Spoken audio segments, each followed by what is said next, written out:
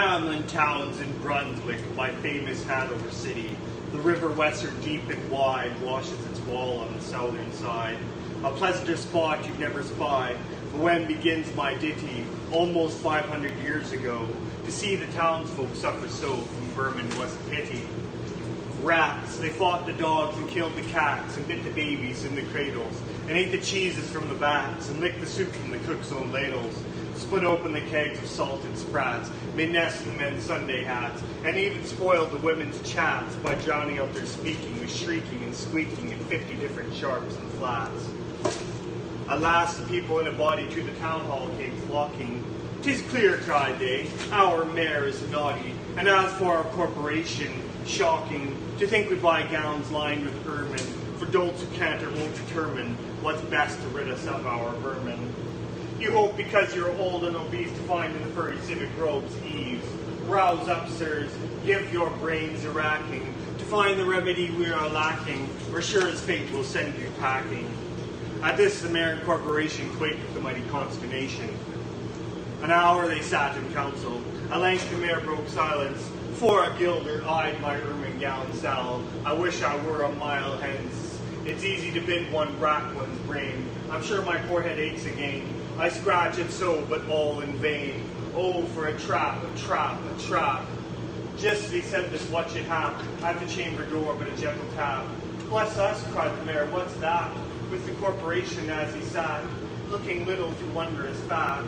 Nor brighter were his eyes, nor moister than a too long opened oyster, save when anew his paunch grew mutinous, or a plate of turtle green and glutinous. Only a scraping of shoes on a mat, anything like the sound of a rat makes my heart go pit-a-pat. "Come in," cried the mayor, looking bigger, and did come the strangest figure. His long queer coat from heel to head was half yellow and half red, and he himself was tall and thin, with sharp blue eyes, each like a pin, and light loose hair and swarthy skin, nor tuft of hair on cheek, nor beard on chin, but lips or smile went out and in.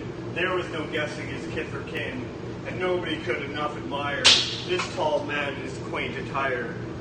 Quoth one, "It's as my great-grandsire, starting up at the trump of doom's tone, had walked this way from his painted tombstone." He advanced towards the council table.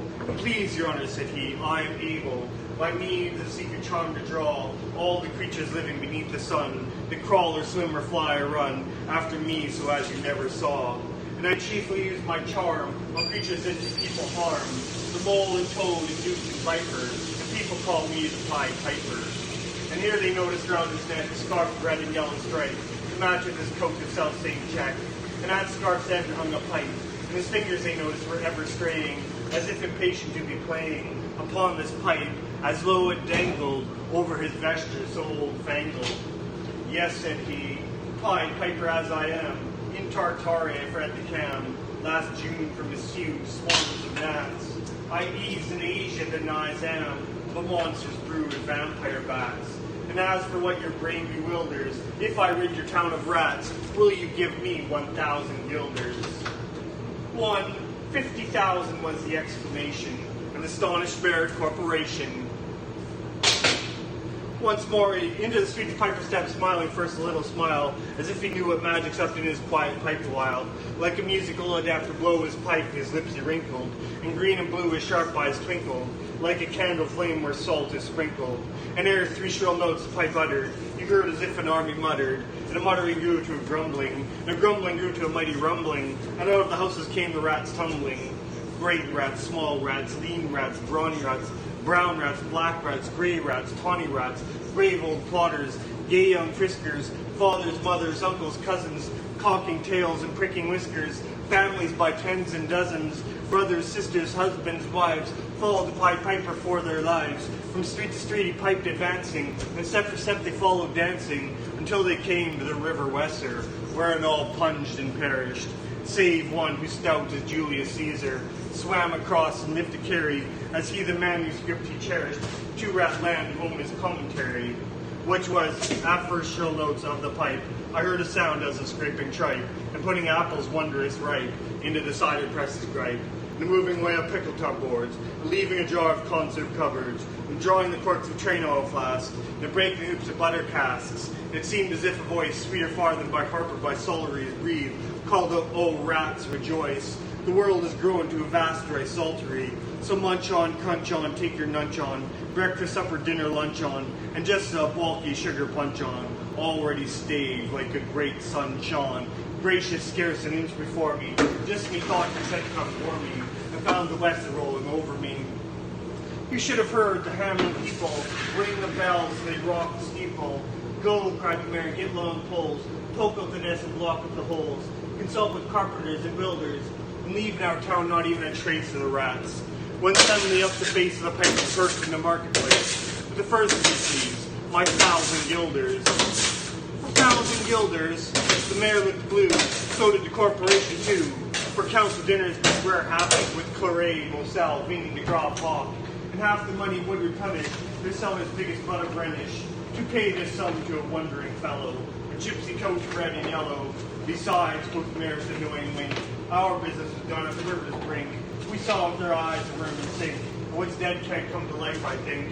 So, friend, we're not folk to shrink from our duty of giving you something to drink, and a matter of money to put in your poke. But as for the guilders, what we spoke of them, as you well know, wasn't joke. Besides, the losses have made us thrifty. 1,000 guilders, come, take 50. The piper's face fell, and he cried, no trifling, I can't wait beside. I promise to visit my dinner time Baghdad, and accept the prime of the head cook's potage. All he's rich in, for having left in the caliph's kitchen, of a nest of scorpions, no survivor. With him I proved no bargain driver. With you don't think I'll bait a stiver, and folks who put me in a passion may find me pipe after another fashion. How, cried the mayor, do you think I brook, being worse treated than a cook, insulted by a rival, with idle pipe and vesture piebald? Threaten us, fellow, do your worst, blow your pipe there till you burst. Once more he stepped into the street, and to his lips again laid his long pipe, a smooth straight cane, and ere he blew 3 notes, such sweet soft notes as yet musicians cunning never gave the enraptured air. There was a rustling that seemed like a bustling of merry crowds justling and pitching and hustling, small feet were pattering, wooden shoes clattering, little hands clapping, little tongues chattering, and like foals in a farm where the barley is scattering, out came the children running, all the little boys and girls, with rosy cheeks and flaxen curls, and sparkling eyes and teeth like pearls, tripping and skipping around merrily after the wonderful music and shouting and laughter. The mayor was dumb, and the council stood as if they're changed in the blocks of wood, unable to move a step or cry, till the children merrily skipping by could only follow with an eye that joyous crowd at the piper's back, and how the mayor was on the rack, and the wretched council's bosoms beat as the piper turned from the high street, to where the western rolled its waters, right in the way of their sons and daughters. How he returned from south to west, and to Copperberg Hill his steps addressed, and after him the children pressed. Great was the joy in every breast. He never crossed the mighty top, he's forced to let the piping drop, and we shall see our children stalk. When lo, they reached the mountainside, a wondrous portal opened wide, as if a cavern was suddenly hollowed. The piper advanced, and the children followed. When all were in to the very last, the door in the mountainside shut fast. Did I say all? No, one was lame, and could not dance the whole of the way. And in after years, if you blame his sadness, he used to say, "It's dull on our town since my playmates left. I can't forget that I'm bereft of all the pleasant sights they see, which the piper also promised me. For he led us, he said, to a joyous land, joining the town in just at hand, where waters gushed and fruit trees grew, and flowers put forth a fairer hue, and everything was strange and new. The sparrow was bred in a peacock here, and our dogs outran our fellow deer, and honeybees had lost their stings, and horses were born with eagle's wings. And just as I became assured, my lame foot was speedily cured. The music stopped, and I stood still, and found myself outside the hill, left behind against my will, to go now limping as before, and never hear of that country more. Alas, alas, for Hamelin, that came into many a burgher's pate, a text which says at heaven's gate, opes the rich at as easy rate, as a needle's eye takes a camel in. The mayor sent east, west, north, and south to offer the piper by word of mouth, wherever was men's lot to find him, silver and gold to his heart's content, if only he'd return the way he went, and bring the children behind him. But when they saw it was lost endeavor, and piper and dancers were gone forever, they made a decree that lawyers never should take their records dated duly, if after the day of the month and year, these words do not as well appear.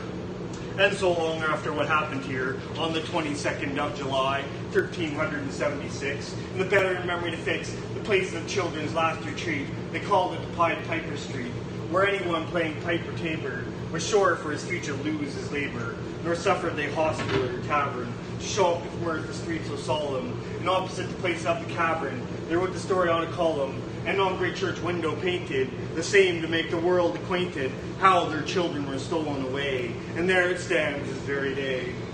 And I must not admit to say that in Transylvania there is a tribe of alien people who ascribe the way and dress of which their neighbors lay such stress to their fathers and mothers having risen out of some subterranean prison into which they were trepanned a long time ago in a mighty band out of Hamlin towns in Brunswick land, but how or why they don't understand.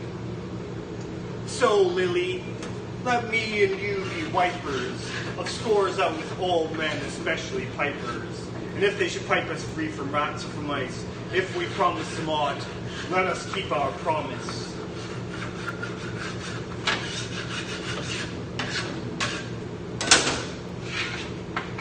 How's the Pied Piper, Hamlet?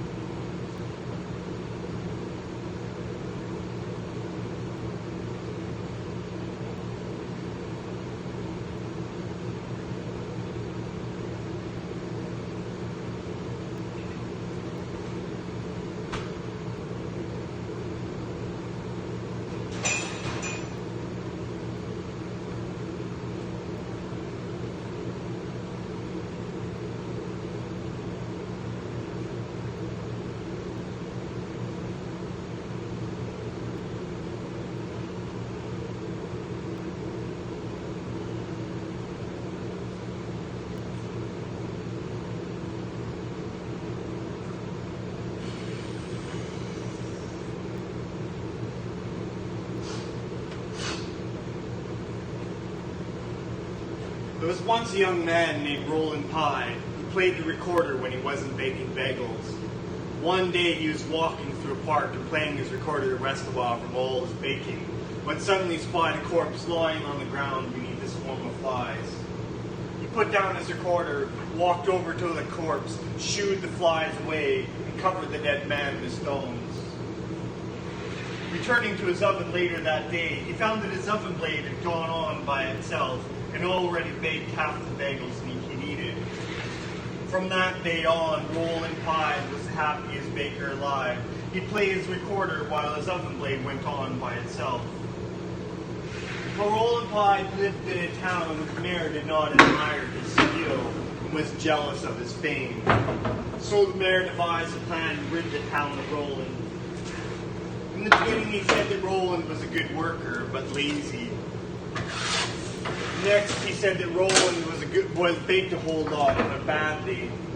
Then he accused Roland of being a sorcerer, and the people turned on him. Therefore, Roland Pye took his recorder and left his home behind.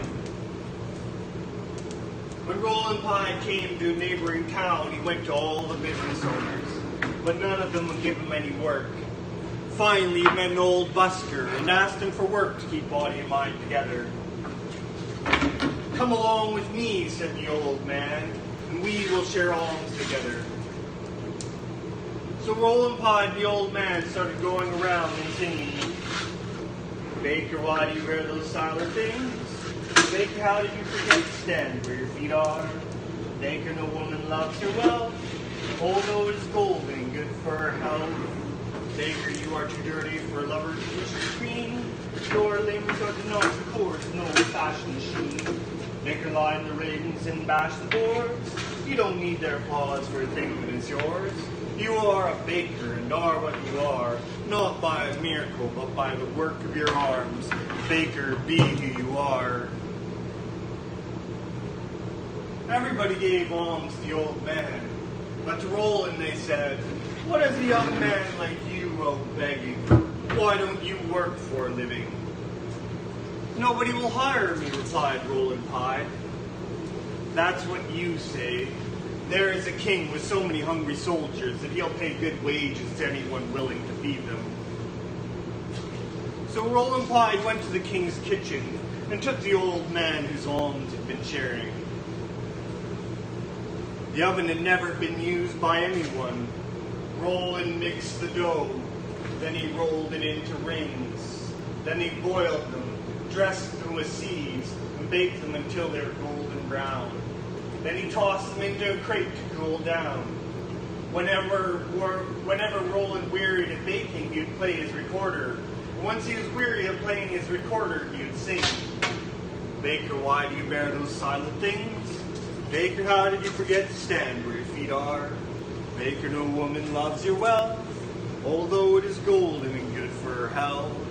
Baker, you are too dirty for a lover to wish to preen. Your limbs are the knots and cords of an old-fashioned machine. Baker, line the rings and bash the boards. You don't need their applause for a thing that is yours. You are a baker and are what you are, not by a miracle, but by the work of your arms. Baker, be who you are." Hearing this singing, a princess looked out the window. She saw Roland Pye and fell in love with him. But she was a princess, and he a baker. The king would never consent to their marriage. So they decided to run away together. They fled at night in a boat. When they were already on the high seas, Roland remembered the busker.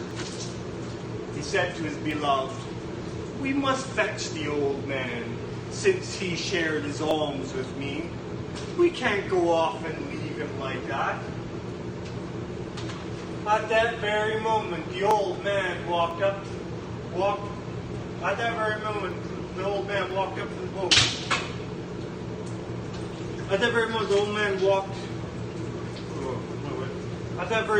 man came up behind the boat, walking on the waves as though it had been dry land. Reaching the boat, he said, "We agreed to divide everything we had, and I shared everything I own. Now you have the king's daughter, and must give half of her to me." At this, he gave Roland Pye a knife to cut his bride in two. Roland Pye took the knife with a trembling hand. "You are right," he said. "You are perfectly right." He was on the point of cutting his bride in two, when suddenly the old man stopped him. "Stop! I knew you were a just man. I am the dead man, mind you, whom you covered with stones. Go now, and may the two of you always be happy."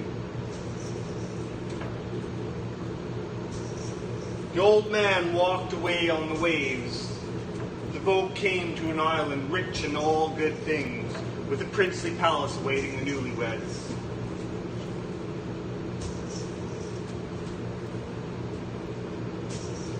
At that very moment, the old man came up behind the boat, walking on the water as though it had been dry land. At that very moment, the old man walked up behind the boat, walking on the water as though it had been dry land. I messed up that line a couple times.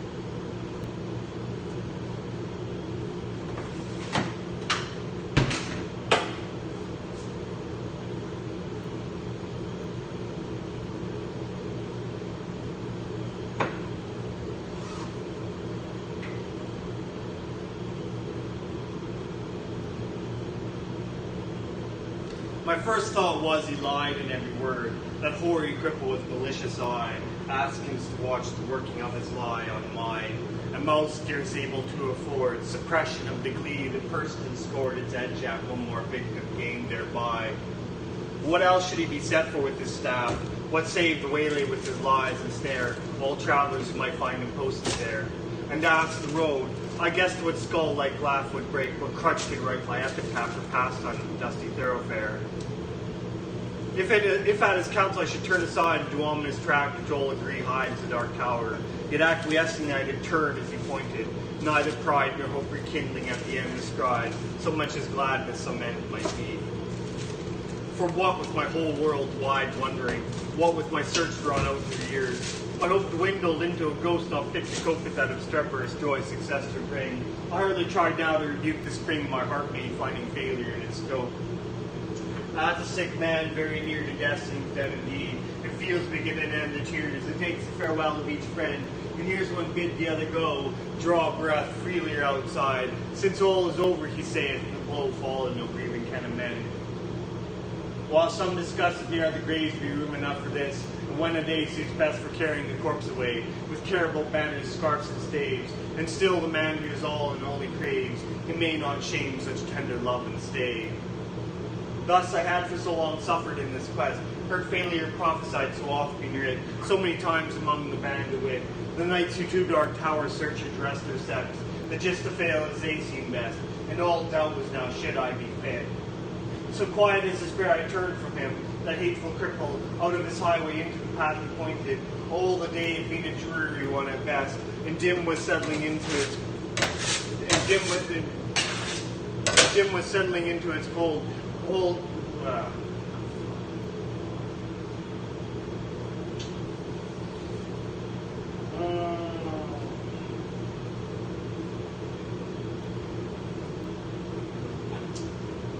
My brain is melting today. It's too hot in here. Oh my God. I need a fan.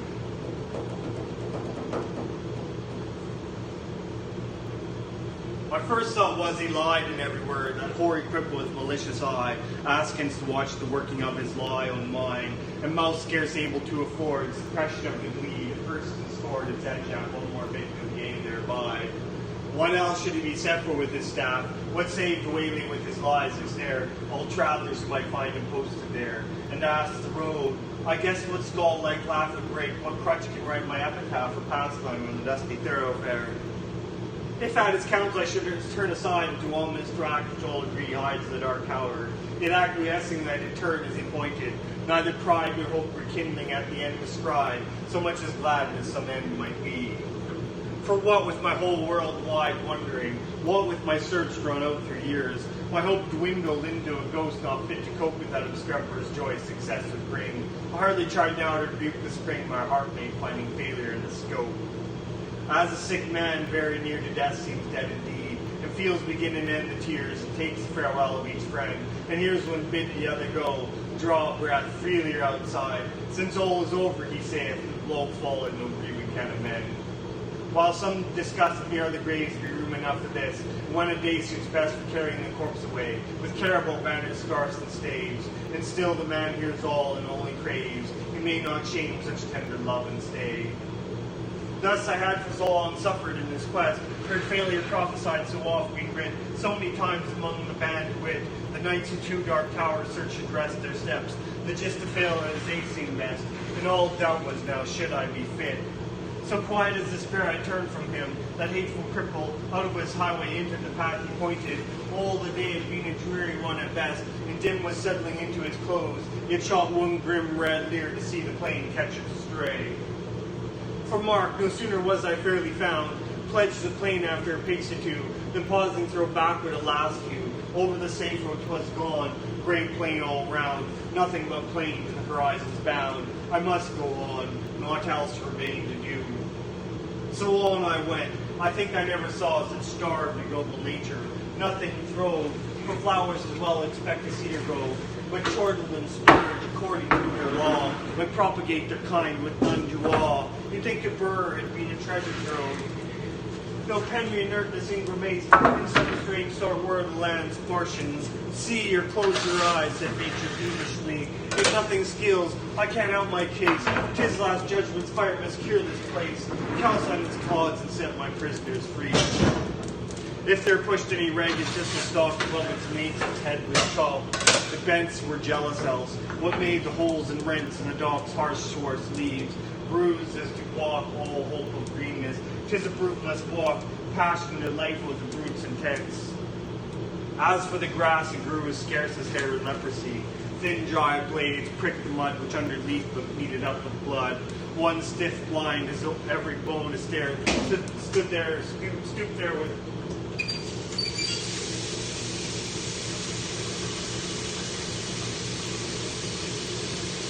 every bone is stared. Oh my God, my brain. The devil stud.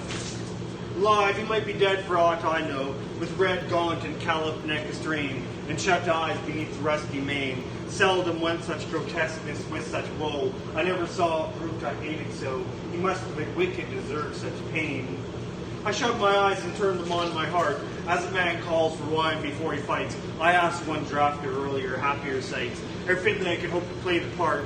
Think first, fight afterwards, the soldier's art. One taste of old times sets all to rights. Not it. I fancied Cuthbert's reddening face beneath its garniture of curly gold. Dear fellow, till I almost felt him fold. An arm in mind fixed me to that place, that way he used. Alas, one night's disgrace. I wet my heart's new fire and left it cold. Giles then, the soul of honor, there he stands, frank as 10 years ago when knighted first. An honest man should dare his steady thirst. Good in a seen ship, fall what makes his hand pinned to his breast parchment. His own band reads it, poor traitors spit upon and cursed. Better this present than a past like that, back therefore to my darkening path. No sound, no sight as far as the eye can strain. Will the night send a howler or a badass? When something on the dismal flat came to arrest my thoughts and change their train. A sudden little river crossed my path, as unexpected as a serpent came. No tides congenial to the glooms, This as a frostbite might have been a bath, and the fiend's going move to see the wrath of its black eddies be spat with flakes and spoons. So petty yet so spiteful, all along low scrubby alders kneeled over it. Drenched willows flung them headlong in a fit of rout despair, a suicidal throng. The river which had done them all the wrong, whatever that was, rolled by, deterred no whit. Which while I forded, good saints, how I feared to set my foot upon a dead man's cheek. Each step or field of spear I thrust to seek for hollows tangled in his hair or beard. It may have been a water rat I speared, but ugh, it sounded like a baby's shriek. Glad was I to reach the other bank, now for a better country. Vain presage, poor the strugglers, what war did they wage? Whose savage trampled the dust pad the dank hill to a flash, toads in a poisoned tank, wild cats in a red-hot cage. The fight was so obscene in that foul cirque. What penned them there with all the plain to choose? No footsteps leading through that horrid muse. None out of it. Mad druids set to work their brains, no doubt, like gathered slaves of Turk, pitchforks passed on Christians against Jews. And more than that, a furlong on, why there? What bad use was that engine for? A wheel, not a wheel or brake. That arrow fit to reel no whole bodies out like silk. With air like toppets tool on earth left unaware, brought to sharpen its rusty teeth of steel. Then came some stuff ground, once a wood, next the marsh you've seen, now mere earth. Desperate and done with soul, the fool finds mirth, makes a thing and mars it, till his mood changes and off he goes. Within a rude bog, clay and marsh, sand and stark black dirt. Now blotches rankly colored, gay and grim. Now patches where some leanness of the soil's broken in moss or substances like oils. Then came a palsied oak, a cleft in him, a distorted mouth that splits its rim, gaping at death and dies while it recoils. As far as ever from the end, not in the distance but the evening knot, point my footsteps further at the thought. Great black bird, Apollyon's bosom's end, sailed past or beat his wide wings dragon pen, that brushed my cap perchance the god I sought. From looking up where I somehow grew, plainly given place so round the mountains with such names to trace their heights and leaves now stolen in view. How this they surprised me solving you. How to get from there was no clear case. Yet half I seemed to recognize some trick of mischief had happened to me. God knows when. In a bad dream perhaps. Here ended then progress this way. When in the very nick of giving up one more time came a click as when the trap shuts, you're in the den. Burningly it came upon me all at once. This was the place. Those two hills crouched like two bulls locked horn in fight, while to the left tall Scalp Mountain, Dun's daughter to dozing at the very nuts, after a lifetime of training for the sight. What in the midst lay but the tower itself, the round squat turret, built of brown stone without a counterpart in the whole world. The tempest's mocking elf points to the ship and thus the unseen shelf. He strikes on only when timbers start. Not sea. Because of night perhaps, why day came back for that. Behind it left the dying sunset, kindled to a cleft. The hills like two giants in hunting lay, chin upon hand to see the game at bay. Now stab and then creature to the heft. Not here, when noise was everywhere it told, increasing like a bell, names in my ears, of lost adventurers, my peers, how such was strong and such was bold, and such was fortunate, yet each of old, lost, one moment now the woe of years.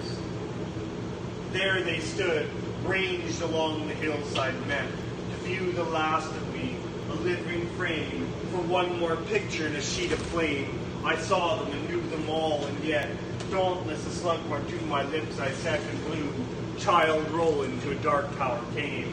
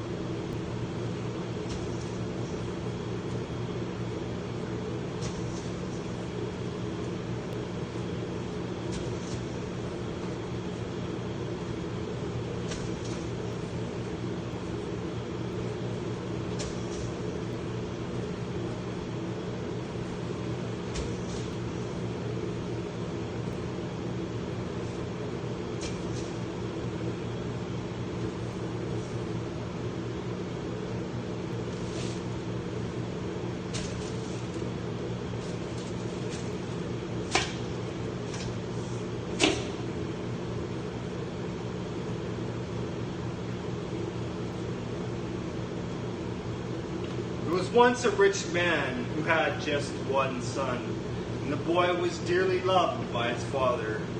As everybody knows, the greatest scourge on earth for a rich man is work. Therefore, when his son turned 14, the father decided to send him to school to learn the science of laziness. On the same street as the rich man, there lived a famous and highly respected professor who had never done a lick of work in his life he could get out of doing. The rich man called on him and found him stretched out in the garden beneath a fig tree, with a cushion under his head, a cushion under his back, and a cushion under his buttocks. Before talking to him, I must first see how he does, said the rich man to himself, and he hid behind the hedge to observe the man. The professor lay as still as a corpse, with his eyes closed. The only time these moved was whenever he heard the thud of the ripe fig falling on the ground near where he lay. He'd reach slowly out, bring the fruit to his mouth, swallow it. Then he wouldn't stir again until another fig fell. This is just the professor I need, decided the rich man. He came out from his hiding place, introduced himself, and asked the professor if he'd teach his son the science of laziness. Old man, answered the professor just above a whisper. Don't talk so much. It tires me to listen to you. If you want to bring your son up as you and I are, just send him to me. The rich man went home, took his son by the hand, thrust a feathered pillow under his arm, and led him to the garden. I urge you, he told them, to do everything you see this professor of idleness do. The boy, who already had an inclination for that particular science, also stretched out beneath the fig tree. Observing his teacher, he saw him reach for every fig that fell and bring it to his mouth. Why should I work myself to death reaching for figs, he thought. And he lay there with his mouth wide open. Soon a fig fell into his mouth, and he let it go down slowly. Then he reopened his mouth. Another fig fell. This time it missed. He lay there perfectly still and murmured, Why so wide as a mark? Figs fall into my mouth. Seeing how wide his pupil already was, the professor said, Go on now. You have nothing to learn from me. You can even teach me something. So the boy went home to his father, who thanked heaven for having given him such a smart son.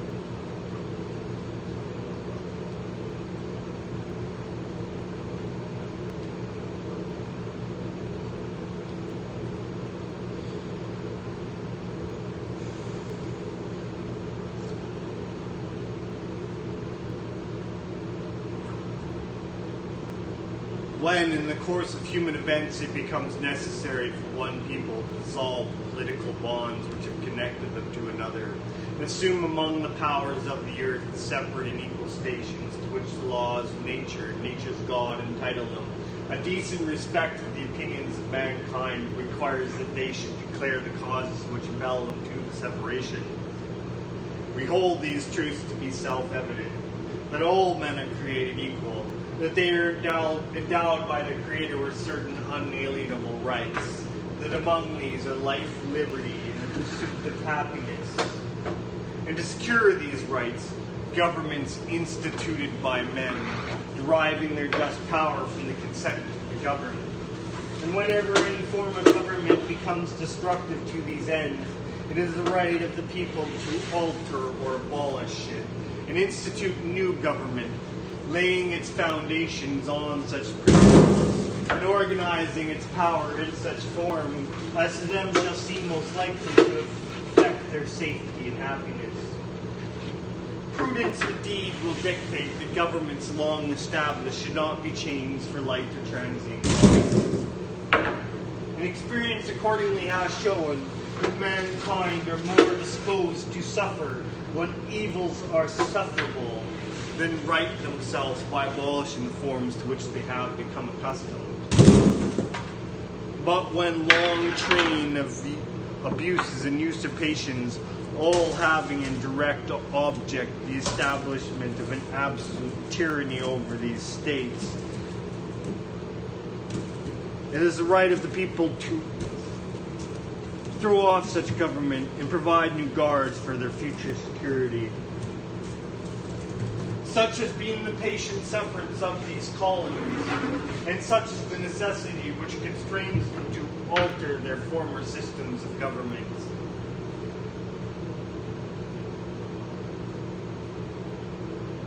The present history of the King of Britain is the history of the present King of Britain is a history of the history of the present King of England is a history of repeated injuries and usurpations, all having in direct object the establishment of an absolute tyranny over these states. To prove this, let facts be submitted to a candid world.